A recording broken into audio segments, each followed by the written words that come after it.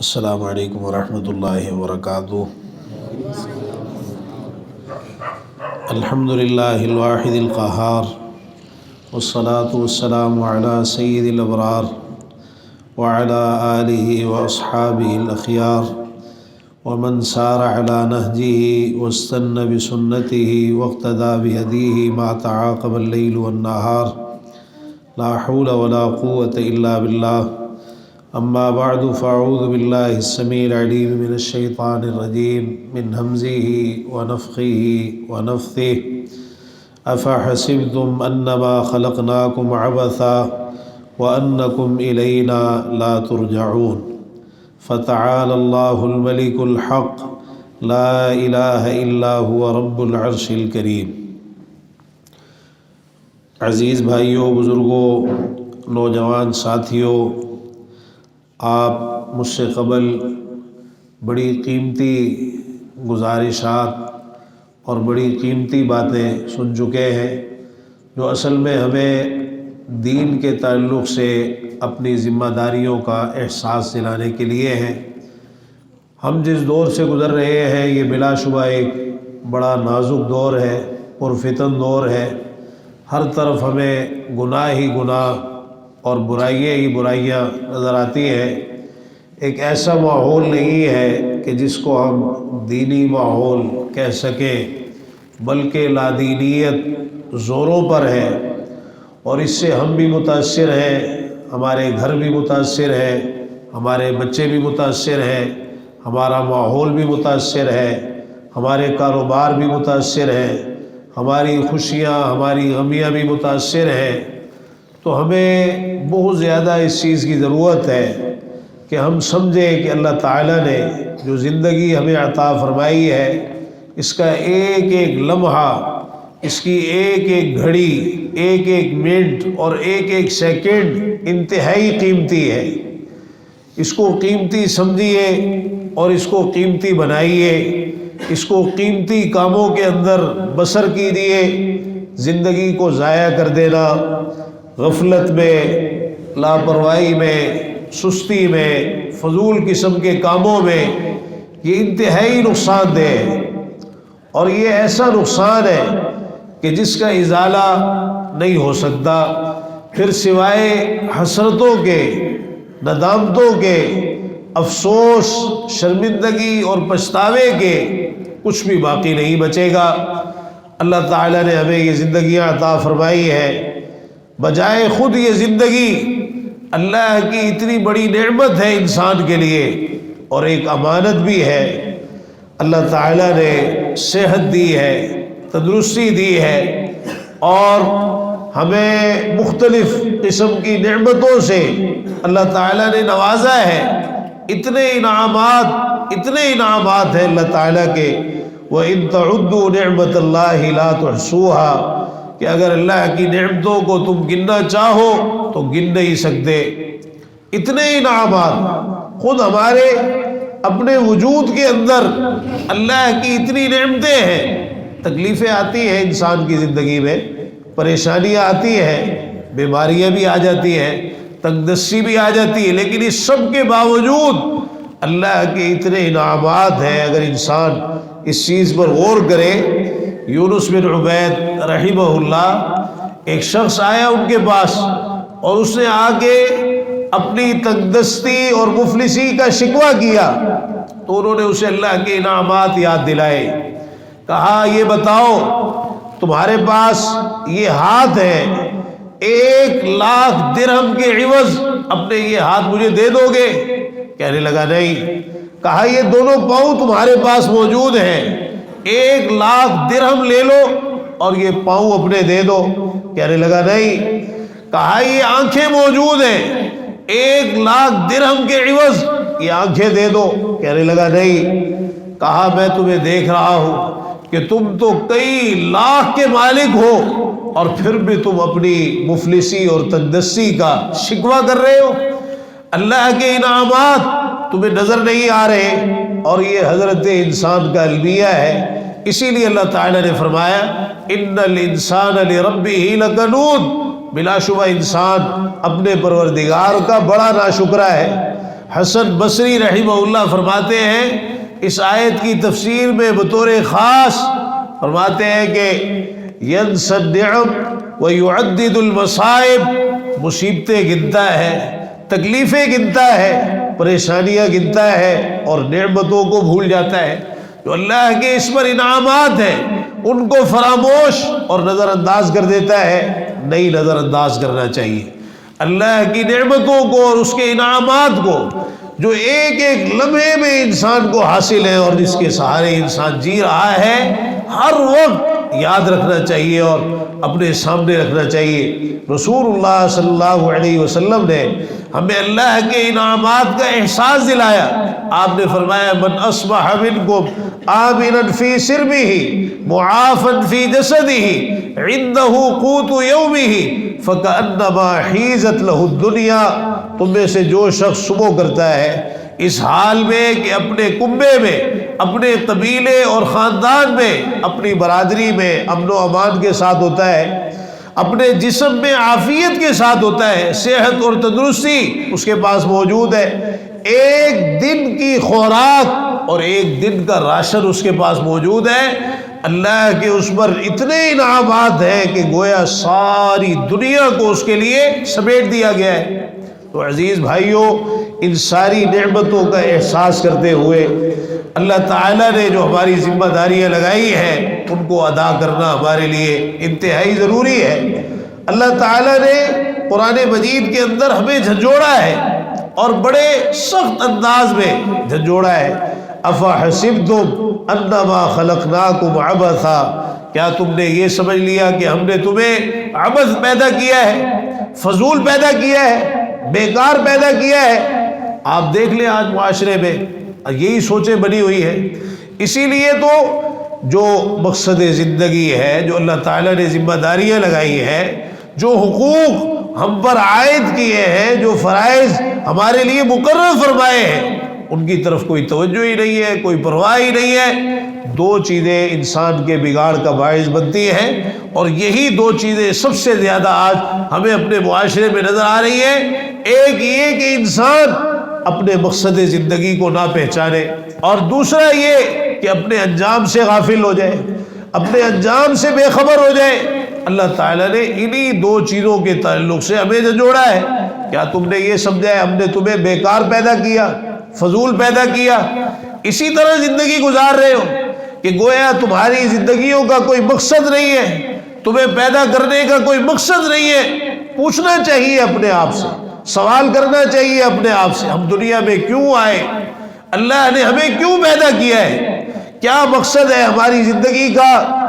یہ جو لہو و لعب، فضول کاموں میں زندگی ضائع کر دینا، غفلت اور لاپرواہی میں وقت کو ضائع کر دینا، یہ ساری وہ چیزیں ہیں۔ اللہ تعالیٰ نے قرآن مجید کے اندر کافروں کا ذکر کیا اور ان کے تعلق سے اس چیز کو ذکر فرمایا کہ یہ سمجھتے ہیں وَمَا خَلَقْنَا السَّمَاءَ وَالْأَرْضَ وَمَا بَيْنَهُمَا بَاطِلًا ذَلِكَ ظَنُّ الَّذِينَ كَفَرُوا، ہم نے آسمان اور زمین اور جو کچھ ان کے درمیان ہے اسے باطل، بیکار اور بے مقصد پیدا نہیں کیا۔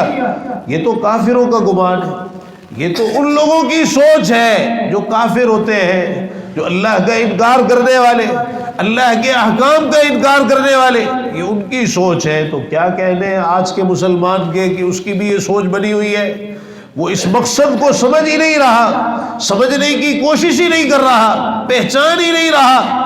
ادا کرنا تو بعد کا مرحلہ ہے نا، پہلے پہچانے تو صحیح، سمجھے تو صحیح۔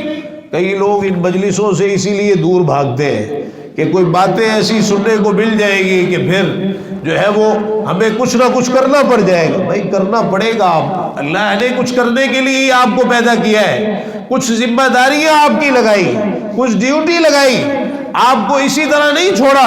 اَيَحْسَبُ الْإِنسَانُ أَن يُتْرَكَ سُدًى، انسان یہ سمجھتا ہے اسے یوں ہی بیکار چھوڑ دیا جائے گا۔ حساب کتاب رکھا ہی اس مقصد کی وجہ سے ہے کہ اللہ نے پھر ساری زندگی کا حساب لینا ہے کہ جس مقصد کے لیے دنیا کے اندر بھیجا تھا کیا اس مقصد کو پورا کیا ہے یا نہیں کیا۔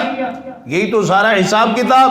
فَوَرَبِّكَ لَنَسْأَلَنَّهُمْ أَجْمَعِينَ عَمَّا كَانُوا يَعْمَلُونَ، آپ کے رب کی قسم ہے۔ اللہ تعالیٰ نے قرآن مجید کے بعض مقامات پر اپنی ربوبیت کی قسمیں کھائی، اور یہ بڑے اہم مقامات، انہی میں سے ایک یہ ہے، آپ کے رب کی قسم ہے ہم ان سے ضرور بھی ضرور پوچھیں گے، سوال کریں گے، اور ان سب سے پوچھیں گے عما کانوا یعملون، اس چیز کے متعلق جو یہ عمل کیا کرتے تھے۔ ہم نے ان کو اسی طرح نہیں چھوڑنا، حساب لینا ہے۔ تو ایک مقصد اللہ تعالیٰ نے ذکر فرمایا، وما خلقت الجن والانس الا لیعبدون، میں نے جنوں اور انسانوں کو صرف اور صرف اپنی عبادت کے لیے پیدا کیا ہے۔ جتنی بھی مخلوقات اللہ تعالیٰ نے بنائی ہیں، ان تمام مخلوقات میں صرف دو مخلوقات مکلف ہیں، ایک انسان اور دوسرے جن۔ اللہ تعالیٰ نے بڑی وضاحت کے ساتھ دونوں کا ذکر کیا ہے کہ ہم نے جنوں اور انسانوں کو صرف اور صرف اپنی عبادت کے لیے پیدا کیا ہے۔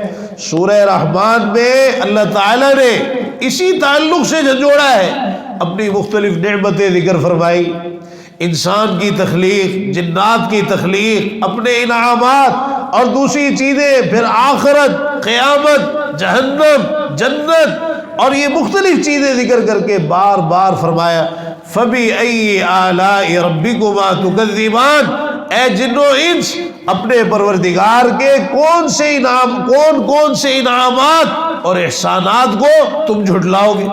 دونوں کا ذکر کیا، انسان اور جن، اور پھر یہ بھی فرمایا سَنَفْرُغُ لَكُمْ أَيُّهَا الثَّقَلَانِ، اے جن و انس ان قریب ہم تمہارے لیے فارغ ہوں گے، تمہارے حساب کتاب کے لیے ہم نے پوچھنا ہے تم سے۔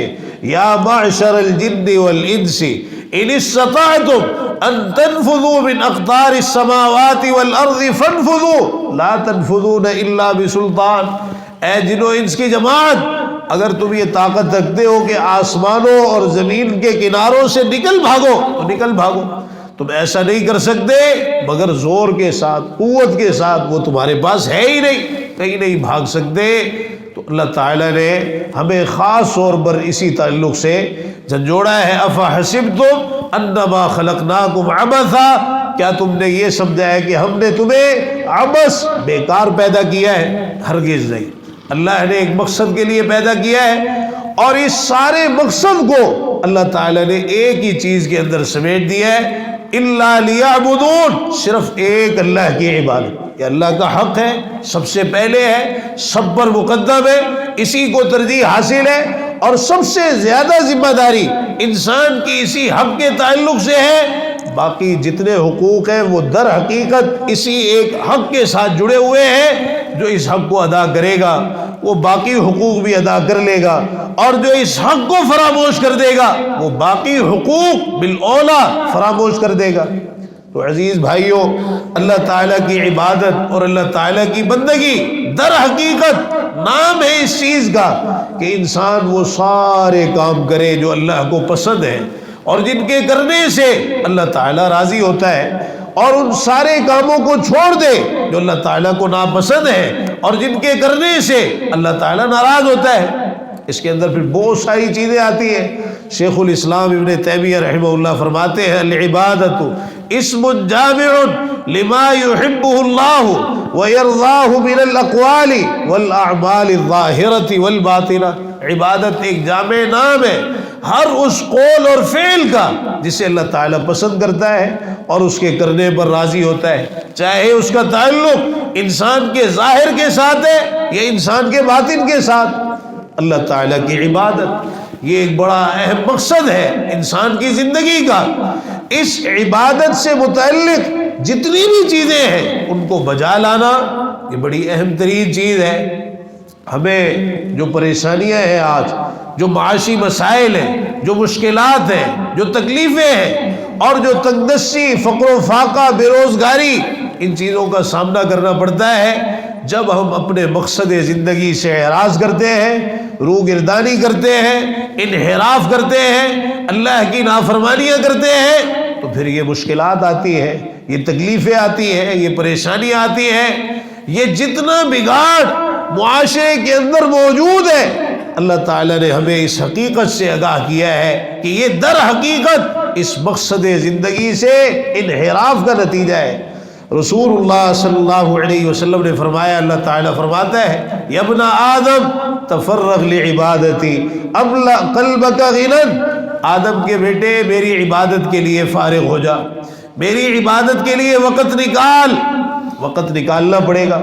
اللہ نے پیدا ہی اس کام کے لیے کیا ہے، فرمایا میں تیرے دل کو غنی کر دوں گا، تیرے دل کو مالدار کر دوں گا، وَأَسُدَّ فَقْرَكَ، اور تیرے فقر کو بھی دور کر دوں گا، وَإِلَّا تَفْعَلْ، اور اگر تو نے ایسا نہ کیا، میری عبادت کے لیے وقت نہ نکالا، دنیا کے اندر دنیاوی کاموں میں اتنا مصروف ہو گیا اپنی خواہشات کے پیچھے اور دیگر چیزوں میں کہ میری عبادت سے منہ موڑ لیا، میری عبادت سے روگردانی کی، اس چیز کی کوئی پرواہ ہی نہیں کی کہ اللہ نے مجھے اپنی بندگی کے لیے پیدا کیا ہے، میں نے وہ کام کرنے ہیں جن سے اللہ تعالیٰ راضی ہوتا ہے اور ان کاموں سے بچنا ہے جن سے اللہ تعالیٰ ناراض ہوتا ہے۔ تو فرمایا ملأت یدیک شغلا، پھر میں تیرے سامنے کام ہی کام رکھ دوں گا، ولم اسد فقرک، تیرے فقر کو بھی میں دور نہیں کروں گا، تیرے فقر کو بھی میں دور نہیں کروں گا۔ یعنی انسان کی دنیاوی زندگی کی اصلاح اور بہتری اور جتنے مسائل ہیں ان کا حل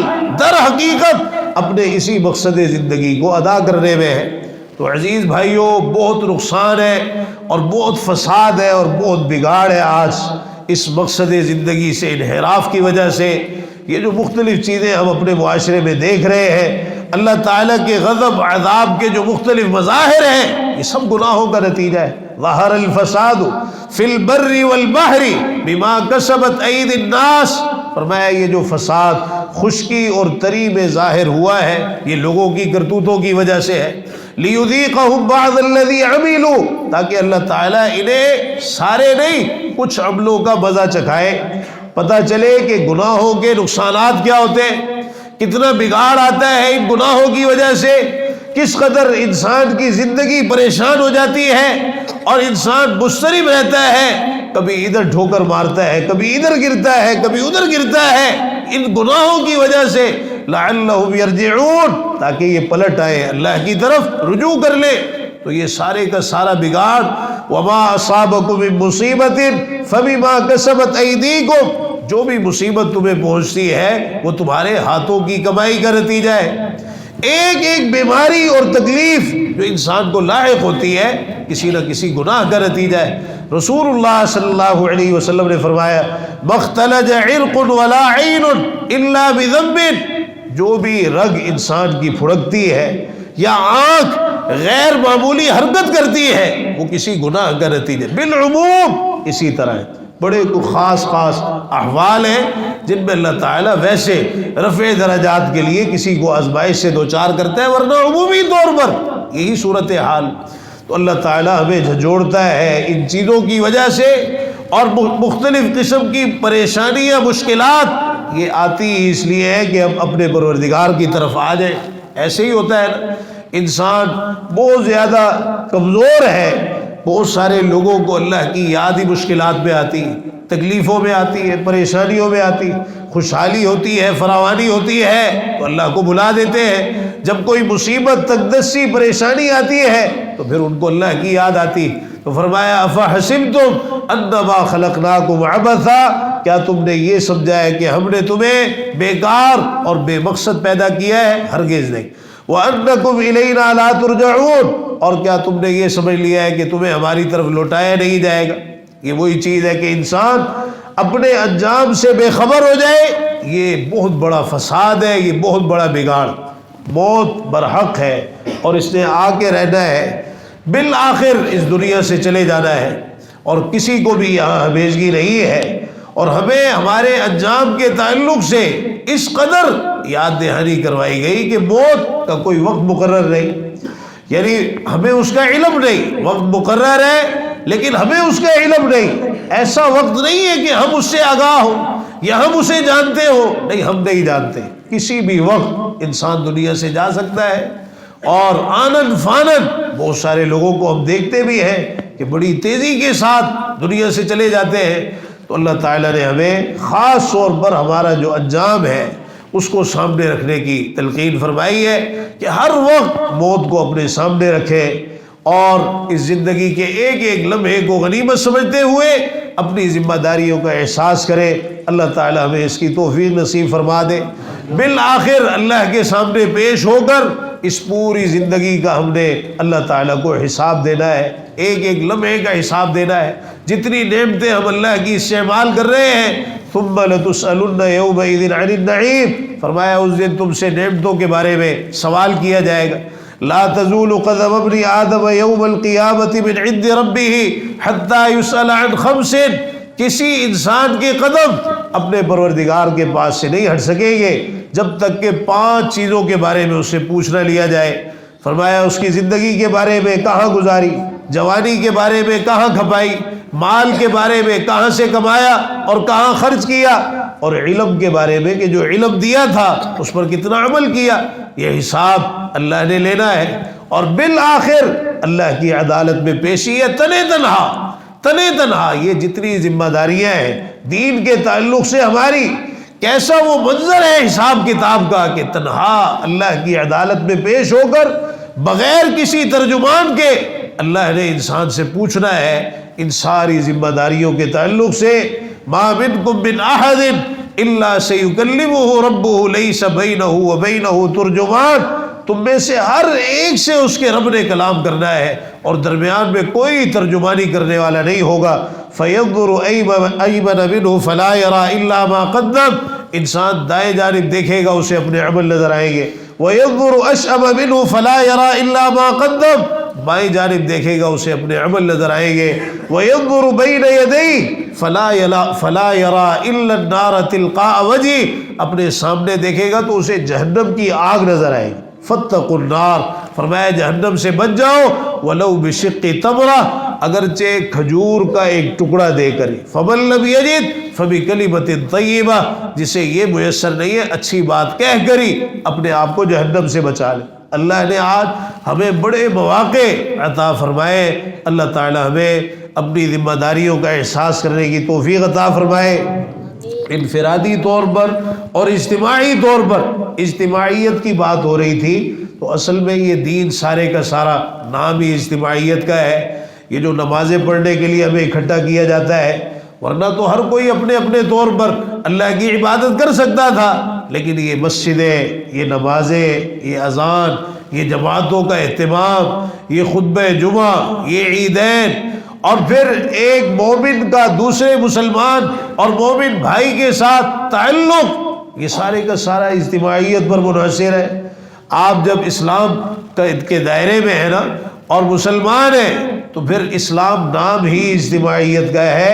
انما المؤمنون اخوہ، مومن آپس میں بھائی بھائی ہوتے ہیں، یہ رشتہ اللہ نے قائم کیا ہے، اور دین، ایمان، اسلام اور عقیدہ توحید کی وجہ سے قائم کیا ہے، اور ایک ایسا رشتہ ہے جو باقی تمام رشتوں پر فوقیت رکھتا ہے۔